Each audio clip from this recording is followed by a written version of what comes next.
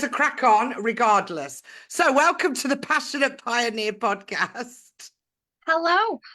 with my guest today, Emma Newman. Hi, Emma. Hello, Beth. It's nice to see you. It's nice to talk with you. Yes, very. It's really lovely.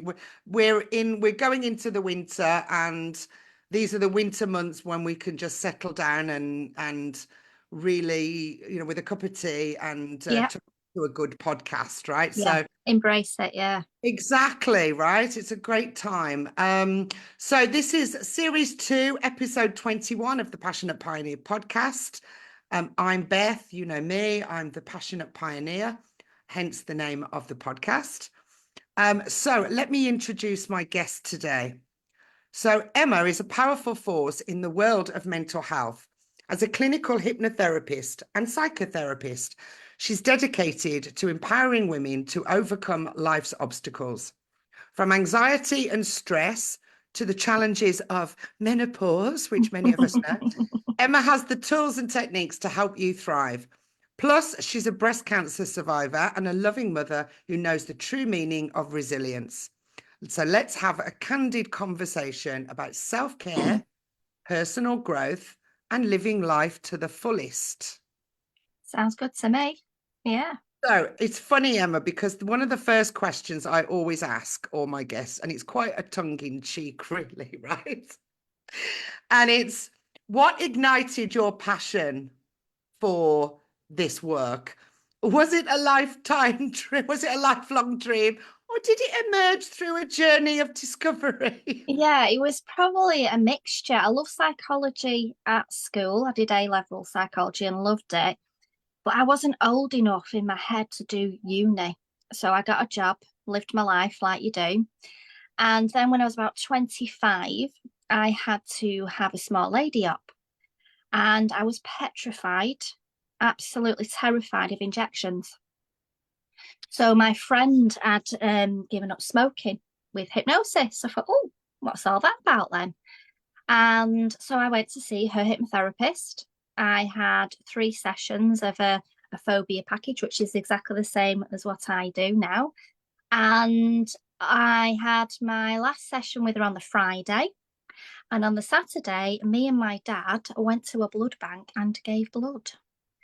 Absolutely blown away how your perception can change very easily and very quickly when it's a specific thing. So I carried on regardlessly. I had my operation, which went okay. And then it was many years later, I had an office job. It was just admin. It paid the bills. I quite liked it. I liked the people I worked with.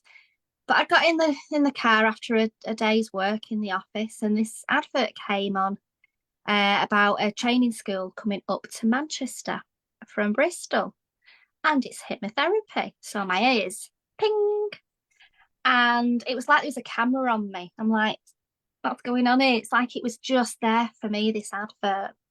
And yeah, the rest is history. I did the course, 10 months intense training. It was amazing. I met some wonderful people, lifelong friends that are still friends now, and hypnotherapists. And my journey is I've used hypnotherapy myself as well as being a hypnotherapist myself. I struggled getting pregnant with my first baby. Tried everything from acupuncture to changing my diet to all sorts of weird and wonderful things. And I thought, come on, you're a hypnotherapist, let's go and see your hypnotherapist again. So I went back to the same lady. And after 3 years, nearly 4 years of trying for a baby, after the second time I went to see her, I got pregnant that weekend. It's all in the And mind, isn't it? oh my God. And even though I'm a hypnotherapist, and even to this day, I'm a hypnotherapist, but it still blows me away with some Yeah. of the cases that happen. It still blows me away. And then during my cancer treatment, which you've mentioned, my breast cancer, I lost my positivity during the beginning of it, the doom and the gloom and the word cancer. It was very frightening, and my positivity left me. So right, get back to your hypnotherapist again. I Right. had some top up sessions, and then I was back raring to go, ready to kick cancer's butt, and I did that. And that was in 2021 I got diagnosed, finished my treatment in 2022, and I'm here telling the tale today. So That's yes, great. it's a bit of both. It's something that I always wanted to do. I always wanted to help people. I always loved psychology at school. Like I said, I was halfway through a degree actually, when I phoned up for the training for hypnotherapy, and when they said I didn't need my degree, which was a 6-year open uni degree, I was 2 years in. I was just like, I don't need a degree. And said, no, it's just 10 months intense training. You can smash it. And I was just like, brilliant, absolutely amazing. And it was a brilliant course, thoroughly enjoyed it. And I'm constantly learning with most hypnotherapists, if not all. If you're registered, you have to continue your training. It's not you get your certificate and that's it. You continue different courses and different training and what have you along your way as well. So I've been doing it 11 years. So you can imagine how much how Well, that's much a big training. pivotal moment, isn't it? In time Yeah. where you had to make that decision. Okay, what do Mm, I do? Do I go into the hypnotherapy, or yeah. or do I continue with the degree? Yeah. It's a big life choice, isn't it, at that It point? was. And I originally went into my psychology degree wanting to be a child psychiatrist. But to be a child psychiatrist, it was 6 years open uni. It was, I think, 4 years doctorate. And then it was working with children for 2 years. And between me and you and everybody listening, I don't particularly like children. That's a So, secret. We don't tell anybody yeah, that. between us and however many listeners, I like children, don't get me wrong, but to work with children, like I knew I could never be a teacher. My sister's a teacher and I just admire her. I just think I don't know how you do it. But it fascinates me how children learn and how they develop, and that was the part that really sparked me, and that's why I got into psychology. But then when this course came up for a course, for hypnotherapist, and I'd been to a hypnotherapist and experienced how wonderful it was, it was like a spark had been lit in my head. It was bizarre. It was amazing. Yeah. Well, yeah, it's proven to work in, with lots of different types of illnesses. Yeah. Um, and I mean that you when you got on that path, Yeah. that everything obviously changed for you, right? Yes, it sure So did. so Yeah. it's funny, isn't it, how people are in our lives, and you said, oh, my friend was giving up smoking and she used this hypnotherapist, and then you thought, oh, well, maybe Yeah. I'll try that for Yeah. something else, Yeah. right?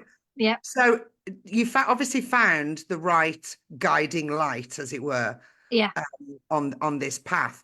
Have you had any other sort of role models or mentors as you've been progressing on this journey of hypnotherapy?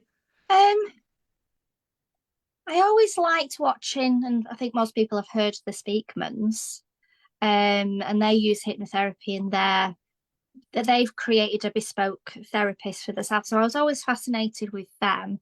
I've always been fascinated with the mind and the placebo effect and things like that, knowing that there's so much we do not know. We really don't. And it fascinates me. And I get my psychology today every month and I'm reading it and I'm blown away with the research all the time.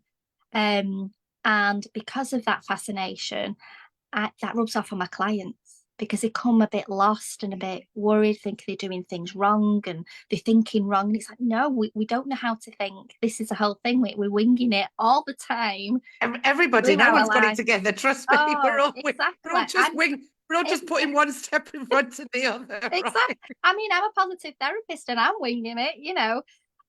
It's like with children, when you have children, they don't come out with a little manual of what foods they like and what snack times they have. You're winging it all the time. And that's the same with your mental health. It's a lot about just accepting it and riding those waves.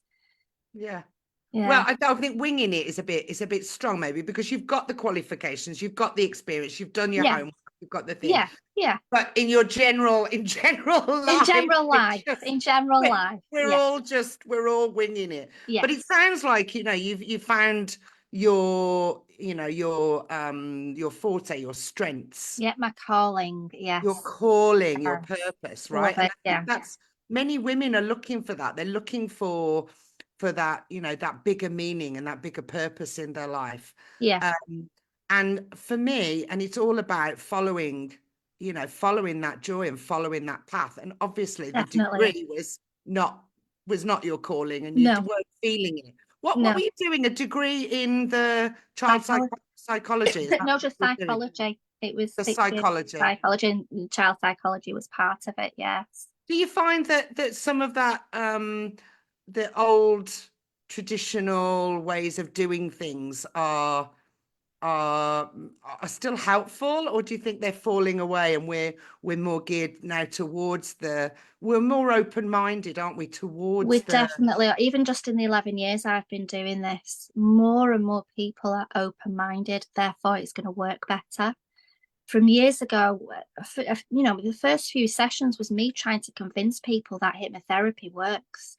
Now people know that when they ring up to make the initial consultation, so it's cutting a big chunk of sessions out so that you can actually concentrate on why you're with me, rather right, than proving, method in the madness, as they say, to coming into sessions open-minded, ready to learn, ready to change, compared to 11 years ago when people didn't know much about hypnotherapy. They didn't know much about the mind, where now I don't know, it's social media or people just talk more, but it doesn't seem as frightening, and not a lot of people do actually hear from it what hypnotherapy is now. Because I remember when I first trained, and I was telling a neighbour I was training to be a hypnotherapist, and she said, "Oh, I didn't know you could speak to spirits." And I'm like, what's that got to do with being a hypnotherapist? I don't understand. right, But this is it. Some people just, they didn't have a clue what hypnotherapy was, and they seen it as very, very holistic and very unscientific. Whereas I think now, because we've got the science behind hypnotherapy, right. people who maybe were less open-minded because they've got the science to back it up, we've got more of a catchment of people, should we say. Well, that's it, isn't it? Science is catching up with the rest, because I'm a spiritual life coach, and Yeah, spirituality was very woo woo, and yeah, people are it makes me laugh, because people, like, they don't really believe in spirituality. What is that? Like, you yeah, don't believe in astrology, but you go and have you know about your planets, and you go and have yeah, your tarot read and all the rest of yeah, it, but they don't. But the spirituality for me is about the energetics and your intuition and 100%, yeah, mindset and the meditation, which is all scientifically yeah, proven. yeah. And I love that. I mean, when I first started 11 years ago, I would never in a million years have had the conversations that I have recently about manifesting and the universe and things like that, because people would have literally looked like I was cuckoo. Whereas now it's a general, even my clients who I think, oh, can I mention this? And I don't know, I'm being me, I have to be me to be able to give my best. And the number of people I say, oh yeah, I've read The Secret and this, that, and the other. And I'm like, oh right, okay then. So I feel like I can be more myself now than when I was first a hypnotherapist as Right. well. Yeah. So it's really people are in the collective. I think we are Yeah. starting to move Oh, away, massively. Eyes open. Yeah, definitely. open-minded, eyes open, starting Mm. to ask questions that maybe we just blindly accept things before. Yeah. And we just listen to everybody else and just think, oh, that's just the general Yeah. acceptance. Yeah. I think And now, COVID, the pandemic, taught us to get right. away from the news and start making our own minds up. So I think since then, personally, people are definitely asking more questions and definitely not being led by the media, by the news. So I think that's why people are actually opening their eyes and looking and seeing alternatives, which is amazing. Yeah. So would you say that that was the biggest leap of faith that you took on this journey, was to finish that degree and go in this hypnotherapist direction? It must have been quite a huge leap of faith, I would have thought. I won't say it was a hugely. It was probably a relief, to be fair, because I thought I've got 9 years of degree behind, to go here.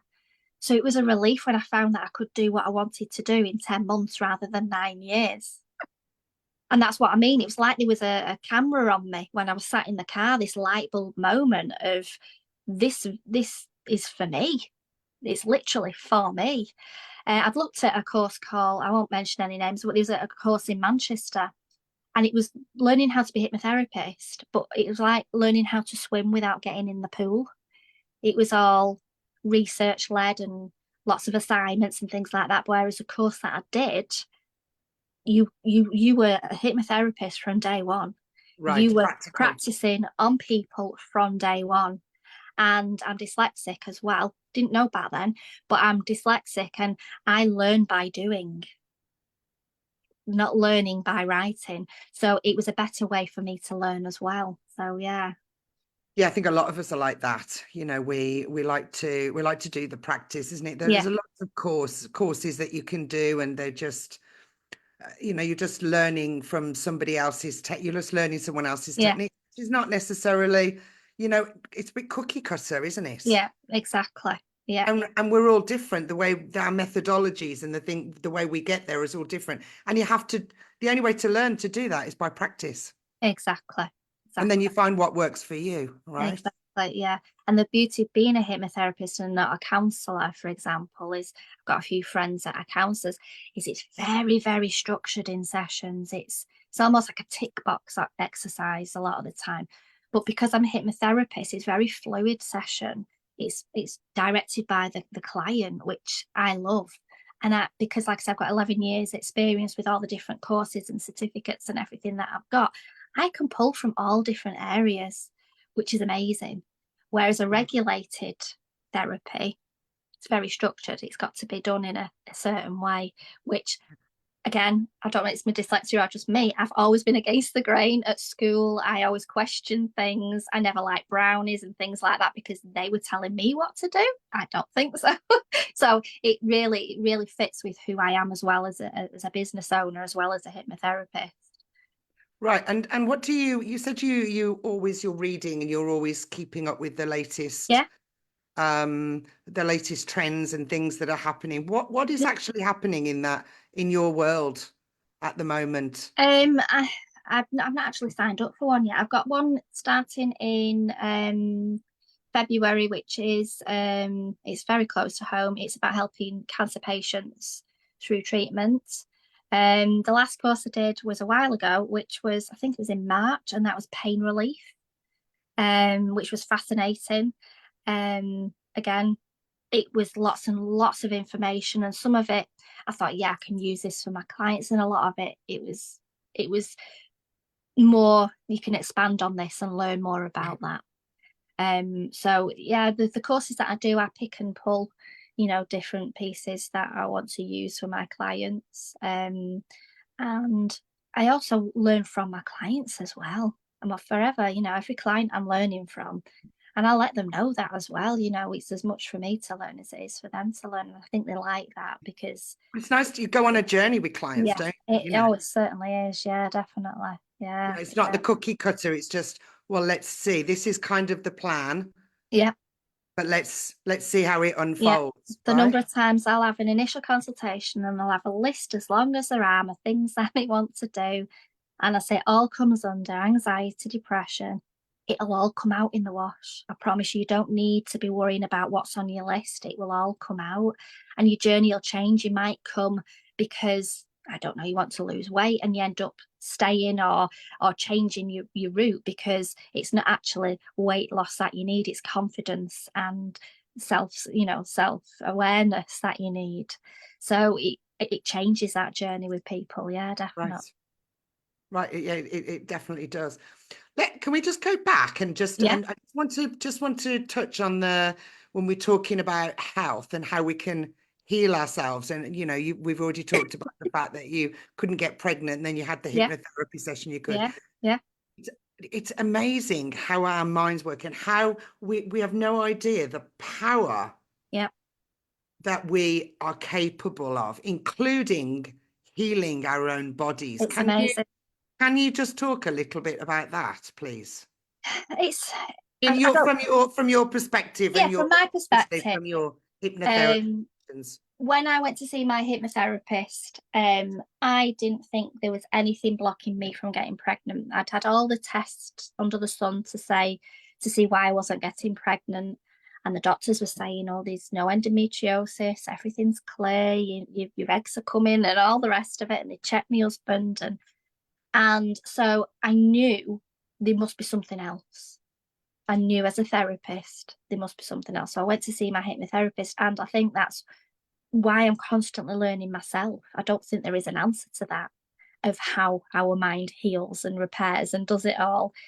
But with a calm mind, our mind is there to seek heal and repair, not to be lost in divorce or weight loss or the noisy neighbours and all the rest of it.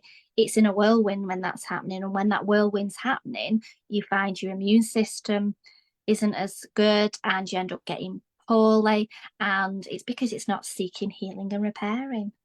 And also, we hold that tension in our body. So people can get backache and neck ache. And, if it's doing that, well, yeah, of course you can have internal problems as well, because you're holding it, like IBS, for example. That's related to anxiety. So the mind, if it's calmer, it will heal better. Isn't this where the word disease comes from? Because it's dis-ease. It's the opposite of ease. Because you're fighting it and you're holding it all in instead of seeking and Yeah. Well, I've had a conflict with, it wasn't a therapist, it was a spiritual healer who says that because we hold hatred and we hold tension in our body, we can create cancers and this, that, and the other. But as a breast cancer person myself, I know I've not created any sort of breast cancer or anything like that because of that, because that isn't me. If you ask most of my friends, I'm so relaxed and chill and positive. I'm definitely an advocate to say it's not because I've held hate or tension or stress or anything in my body. We can hold that in our bodies, can't we? Can hold that we can Oh hold that yeah, tension, yeah. can't we? Well, that's what I mean. Like people with backaches and heart palpitations. There is a lot of illnesses, like you say, that we hold anxiety in our body. But I think as far as cancers and things like that are concerned, I'm not, like I say, I'm not a doctor, I'm not a scientist. I don't know is the answer to that one. Right, right. So what about any sacrifices that you've made along the way on this journey? Because we all know when we become self-employed, when Yeah. we're business owners, Yeah. there's a lot to learn. There's Yeah. also a lot to let go of. So how did you Yeah. navigate that? So What I, sacrifices did you make and what was worth letting go of? well, for 6 years I was part-time, and in my head I was like, right, I'm gonna be part-time hypnotherapist until I've had my babies, because I always wanted children. And then I had my first, and then I literally went back to work for the mortgage. We were moving. And anybody who's listening from my old place will know this, but I went back to work to get the mortgage signed across, and I was literally just about to hand my notice in, and I found out I was pregnant again. So I was like, oh, all right, if I stay for 9 months, 10 months, I can get another year's maternity leave. And it was great. Smart, Yeah, oh, it was smart hard lady. work. That was the hardest time of my life because I had a 14-month-old. I was pregnant. I was working full time, an hour and 15 minutes away from where I lived, as well as I wanted to keep up with my clients and have my clients as well. And I look back now and I think, how on earth did I do that? But luckily, thanks to my mum, she was amazing. She retired when I had Mason. So she retired. She was a TA and a dinner lady. So she reduced her hours so she could help more with Mason. And I couldn't have done it without her. I could not have done what I did without my mum. And Right. then later on, when I had Bella, my dad retired. So it was amazing. Two people there that I trust immensely with my children, so that I could work and I could get involved with work. And my husband at the time, he worked an office job. He was a sales manager. So he was out of work, out to work at the shift, 9 till 5 or whatever it was. So because of the support of my family, I was able to do it. But the beauty of having my own business is I could work my own hours. So even though it was hard at the beginning, like I say, working them 10 months, don't know how I did it, but I did. That was a big sacrifice because I was shattered, absolutely. And I look back now and I think, how did you do that? I really don't know how I did it, It's but I did. amazing, isn't it? Where there's a will, there's a way, right? Oh We, yeah, we, we yeah. always manage to find a way to I do think things. it helps obviously that I thoroughly enjoy being a therapist. I absolutely love it. Even when I was doing my cancer treatment, luckily I had critical illness. So technically I could have just said, right, I'm not going to work for 4 or 5 months. And my husband actually said that to me, are you not going to take some time away? And I'm like, no, I love what I do. Being in front of my clients, being able to help them find their path. It helps me. It's my positive moment as well. And Right. I say that even if I won the lottery tomorrow, I would still be a therapist. I might be on a beach somewhere in, Barbados or whatever, but I'll still be a therapist. That's how I feel about this podcast. I love it. It just brings me so much joy, Yeah, and my guests love it too. And sometimes they've had a long day or a long week, and they come on the podcast and they say, "Gosh, Beth, I was so exhausted before, and now I'm exhilarated. I feel the amazing. energy when we're doing the podcast Yeah, is amazing, and I think it's really nice. It empowers you to tell your story, yeah. Which I right? had a chance to do as well in a book recently that I've been featured in by Mandy Nicholson. It's called Beyond the Ordinary. And she's created a self help guide with 30 women who've all got a story to tell. So we all had a chapter in this book. So it's only 2,000 words, but as a dyslexic person, as I've mentioned, it was hard to put pen to paper and write my story. I'm so glad I had that opportunity to Right. be able to share my story to help other people Yeah. in their path of self-help, as well as being a therapist, of that self-help part as well. Yeah.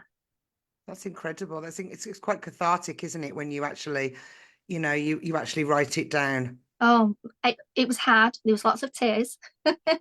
And it was very difficult for me to write, but I really, really enjoyed it. By the time it was all done, and I was getting lots of feedback from Mandy who'd read it, and then now people have actually read my story. They're like, "Emma, that's amazing. I didn't know you could write." And I get a lump in my throat, and I'm like, "Oh, it's really nice to hear." Well, People could just say they've read it, but they actually say, "Emma, you can write, can't you?" I've really enjoyed it. So it's lovely. well, I think that. I think it's, we think that we haven't got a story to tell. Everybody's got a story to Oh, tell. definitely. Everybody's got a book in them. You Oh, know, it's definitely. like, Yeah. well, who wants to listen to my story? Who wants to listen to that? There are many women out there who want to listen to that Massive. And I think it and helps. say, oh, it's not only me. Yes, exactly. Because sometimes you do feel so isolated that you're the only one going through that. But actually, when you talk, and us women like to talk, don't we? We realise, actually, No, yeah. you don't. I don't know what you mean. Well, this is it. But men then hear them stories as well, and they realise, actually, yeah, it's okay to talk. It's okay to have these feelings. Yeah. So even though they might not be directed at them, they're still in our world where we what's the word, passively help them, gently Yes. help them. Yeah, Yeah. Yeah. Well, it's a knock-on effect, isn't it? yeah, We're yeah, just helping, your story, this podcast will help someone else and they'll tell someone else, and it will, yeah, it's a knock-on effect. And that's, and I love that. yeah, yeah, I love that positivity, that knock-on effect. yeah. Because you do feel the energy, don't you? Especially women. I think you don't even have to talk. You find an energy, a vibe. It's almost like back in the Phoebe days of Friends, that aura, isn't it, around you? And people are more like me now. More and more people are aware. Yeah. Well, they're aware of the energetics, they're aware Yeah, of the energy field, yeah, they're aware of auras, they're aware of mm, how they feel. They're listening more to, mm, how do I feel about this, yeah, yeah, and getting excited or mm, backing off, or, yeah. but I'm hoping that, something like this podcast and the stories that you're writing, you're helping contribute to that book, will Amazing. help Yeah. more women realize that they're not alone. Yeah, exactly. And they can Right? reach out, whether it's to a friend or a family, or going further and thinking, actually, I need outdoor help here, and I need a therapist to be able to put professional stance on it rather than me doing all the self-help. Or, don't get me wrong, it's amazing talking to a friend, but sometimes you just need that something else to be able to help you. Excuse me, I've got a You okay? very dry throat.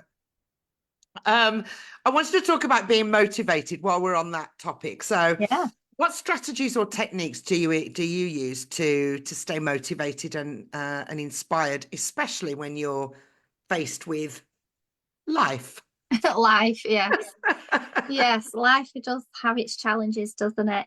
Motivation to me is seeing the bigger picture, is seeing the family, is making those memories.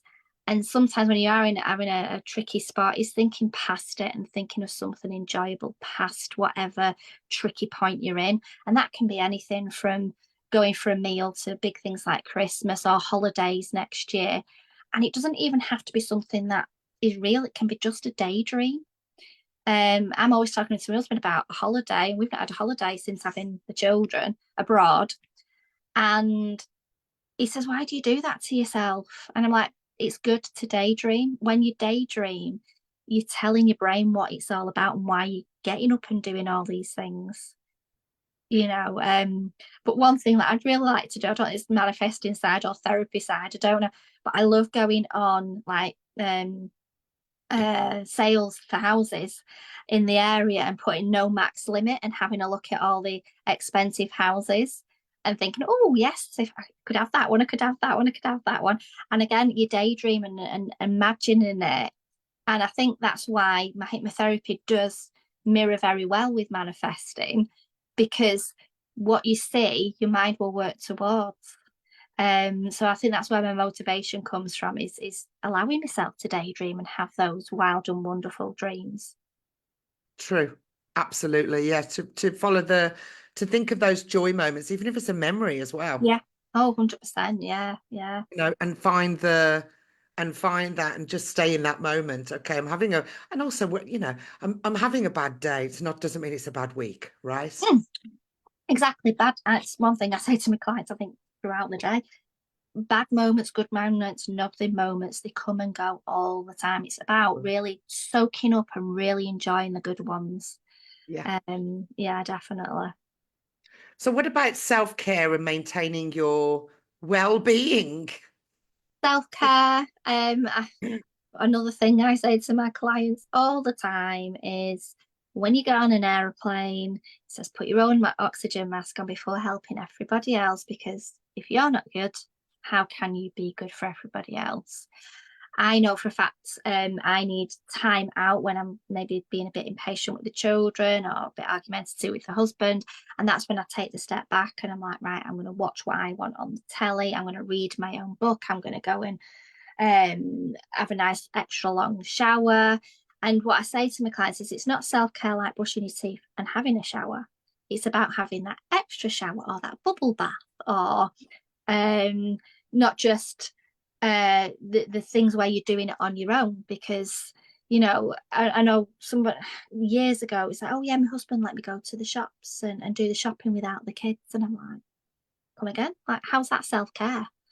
Maybe if you're going shopping to the Trafford Centre and you're spending a load of money on nice clothes for yourself, that's Right, self-care. right. But going to the shops without the kids, No, yeah, that's still a chore, isn't it? It's still part of exactly. the Yeah. daily So chore. it's That's not looking, the point. yeah, it's looking about that time that is just for you. And whether it's 10 minutes a day, maybe having your nails done or painting your nails yourself, or like I say, reading a book. Because how many times do you get time to just sit down, quietness, and read a book? So it's taking that time out for yourself and making sure you get it as well, being, putting your foot How down many sometimes. women do we know that have gone through or on the verge of burnout? Oh, And massively. being self-aware is all of Yeah, this part of the yeah, self-care routine, isn't it? definitely. Being aware that when you're just about to blow your top, you're like, oh, I Mm, need to step back. I need to do yeah, something, to go yeah, for a walk. I need to take a bath. I need to just step away. yeah, yeah. Right? And then sometimes, we're human. I'm a positive therapist. I blow off at the kids, but it's recognizing it and say, oh, sorry, mummy shouldn't have done that. Because then they understand that, yeah, we can get angry sometimes and we can get emotional, but as long as we're aware of it and willing to apologize, that's the main thing, and allow your emotions to come out as well, rather than burying them or distracting yourself as well. Because I think Yeah. a lot of the time, I think it's very old fashioned of go and take your mind off it by going being busy somewhere, when actually maybe it's you actually need a bit of quiet time and allow yourself to think about this. The polar opposite.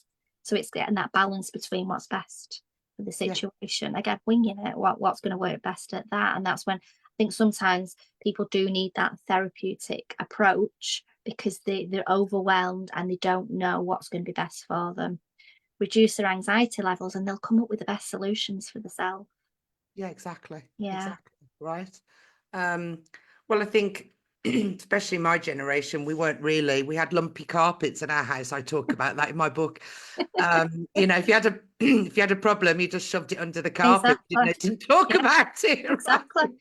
But unfortunately, there's a lot of people that still do that to this very day. Yeah. I've always been an open book. Everybody, when I was trying for a baby, people knew I was trying for a baby. People know about me. I'm not shy. I'm not quiet. I let people know. It's the way I work. But then there's other people who would rather keep it to themselves and deal with it in their own way, and that's okay too. We're all different with how we manage these things as well. Yeah. It's true. So what are the most some of the most valuable lessons that you've learned about yourself and your goals on this entrepreneurial journey? Probably just to let things go that are out of your control. And I think we all struggle with that. And concentrate on the things that you can control. And sometimes it is literally just sitting there crying, eating all the chocolate and just saying, you know what, F it, I'm human. That's okay too. It's if you're doing it for days and weeks on end, that's the difference. I remember when I was going through my cancer treatment and my husband said, oh, come on, where's positive, Emma? Come on, let's be positive. You're a positive therapist. And I swore at him. I said, I've got effing cancer. I'm allowed to be like this if I want to be. I'm bloody human. Let me just be a victim for an hour, right?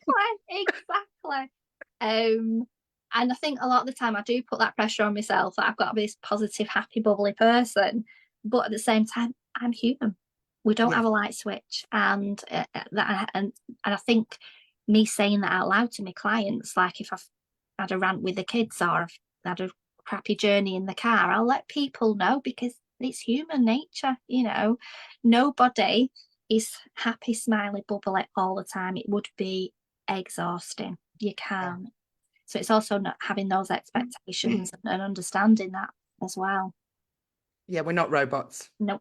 And I really hate this this expression, practice makes perfect, because it so doesn't. We're never meant to be perfect. We've got this thing about perfectionism and, we've got to be perfect. There's something wrong with me because I'm having a crap day and I'm eating chocolate, I'm drinking too much wine and I'm not, we've got to be kinder to ourselves. Practice makes improvement. Yes. And all we're trying to do is improve every single day. Yeah. Tomorrow, I'd like to be a better version of myself than today.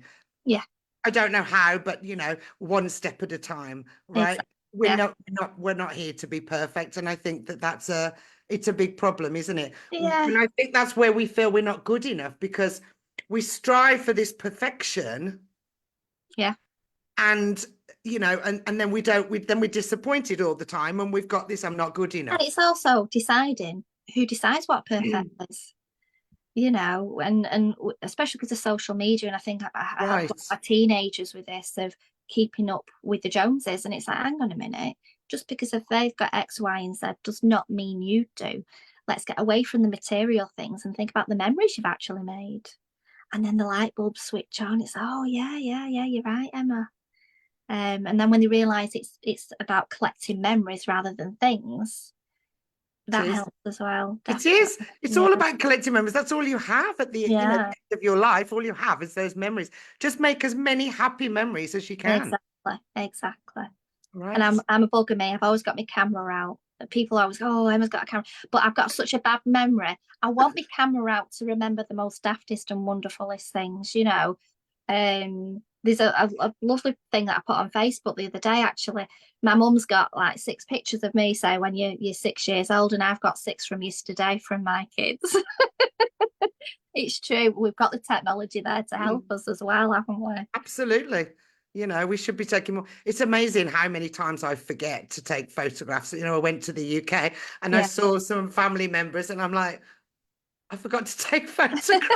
I was just making my own memories, and Yeah, in the yeah. process, I was like, oh no, I forgot to take photographs, Yeah, right? no, I've learned that from my dad. My dad Mm. always, well, like we were on holiday, always had the camera out and things like that. So I've learned that one from my dad. And my mother-in-law, she doesn't like having pictures. And I said, look, I said, when you're dead and Mm. buried, my children want to know what you look like. And she's like, oh, I know, I know. And I'm like, so let me take a picture, please. Sometimes I have to sneak the camera out so she doesn't even know I'm doing it. But you know, I love capturing moments as well. So that's something I definitely I learned. think the phones would be a bonus for my dad because he had a battery camera, Yeah. a good camera, but he every time we went on holiday, he always forgot the batteries. So Oh, yeah. never got Yeah. any good photographs because the only thing he had to do was remember did you remember Yeah. the batteries for the Yeah. camera? No, I Yeah. forgot everything. Yeah. Yeah. I remember, But you and know, nowadays we do have that, don't we? We've got it at it's our there. fingertips, and it's It really is nice to there. do that Yeah. and have Yeah. And videos as and well, take those because photographs. videos actually capture the energy and the voice. And my auntie who's passed away now, I love watching my wedding video because I can hear her cackling in the background, which if I just had my wedding album, I wouldn't have had that, you know. So yeah, Absolutely. videos as well are a really nice way to capture things. Yeah, yeah, absolutely. Okay, so let's talk about success Hmm. because everyone's got their own definition, haven't they? So how do you define success in the context of your work, your hopes, and your goals? Yeah, this changes from, you know, when you write your New Year's, not resolution, but your New Year's ideals. And mine would just be consistency. I'd love consistency you know, lots of lovely clients, um, nice holiday. I've not got massive big dreams of big houses or flash cars or designer clothes or anything like that. It's about the memories, going back to that thing of Right? having the holidays, having the time with my children to have those memories and being able to earn enough so I can have that time with my children rather than worrying I've got to go and get an office job or something like that. So as a business owner, that is my goal, to have the best of both worlds of enjoying my job and helping people as well as really enjoying my family and my children. That's nice. Well, I do think that that's true as entrepreneurs. That's what we were seeking when we left full-time employment, Yeah, right? yeah, We were seeking that freedom and that choice and, you know, make the time to make the memories. yeah, yeah. And like I say, Because from being a child, I never liked being told what to do. So I used to have a lot of conflicts with management. I was the type, you know, if someone was sat there doing overtime, not getting paid, I'd be there like, get your butt out the door. You're not getting paid for this. so what are some of the benefits and some of the unexpected benefits, I suppose, and rewards that you've gained from this entrepreneurial journey? Uh, benefits that I didn't expect. Oh, that's a good one. Because I think the difficult side of it is I'm a therapist, and the business side of it I find very difficult, like the marketing, the advertising, and all the rest. I have an accountant because I'm dyslexic. There's no way I'd even try to do that side of things. Yeah. But I'd say the unexpected things, I'm not really sure. Maybe I have a Friday off. I have a Friday off when I can because it's my business. I could quite easily fill my weekends with clients, but because of my own mindset of I've done this to be mum and around my children, I refuse to. So that could be unexpected because, you know, I could be thinking, actually, no, I want to earn lots of money and do that. So maybe I'm surprised with myself that I am actually sticking to my guns. Yeah, because again, it's the success, isn't it? Most people would define success as money, and I Yeah, think that it's wrong. It's living a joyful life, being yeah, happy, and having the time and the freedom to make those memories and do what you want to do. And I think that's 100%. Yeah, yeah. so. What do you hope your story will inspire in other people, other women that are listening today? There's lots of different things that we talked about. We talked about my hypnotherapy journey. We talked about being a mum. We talked about my cancer journey. I think I set off with Beyond the Ordinary to help people realize that shit happens sometimes. It really does, to all of us. And it's about working through it and realizing you're not doing anything wrong. It's about being human, and sometimes things go wrong. And again, it's that acceptance. And sometimes you need all the chocolate and all the wine and all the tears to get through it, you know. And it doesn't mean you're not strong or anything. It's just your way of coping. So embracing the way you cope, but in a positive, healthy way. You know, if you're drinking all the wine and all the chocolate all the time, it's not good for you. But if it's just, short moments of time where you're doing that, that's acceptable. When it's getting a bit more and you're aware, maybe I'm eating too much chocolate, maybe I'm drinking too much wine, or I need to change this, oh, I'm struggling how to change this, how can I do this? I can go and get help. There's lots of people out there that can help me. So that's what I inspire to do, is help people understand that they don't have to struggle. There is ways to get help. And one final question. If you could go back in time, what advice would you give to little Emma? Oh, to little Emma. To maybe trust myself more. I always had that little doubt in the back of my head all the time, that little niggle of you're not good enough, or there's loads of people that can do that. So what makes you think you can do it? To just say, you know what, there's enough people out there and there's enough different ways of doing things. You can do it.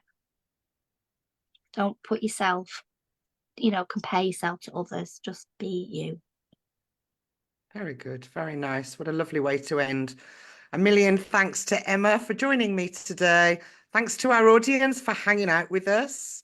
We hope you found it inspiring and empowering, and you can find all you need to know about both of us in the details below. So until next time, this is Beth and Emma signing Goodbye. off. Bye-bye. Take care. Bye. Bye.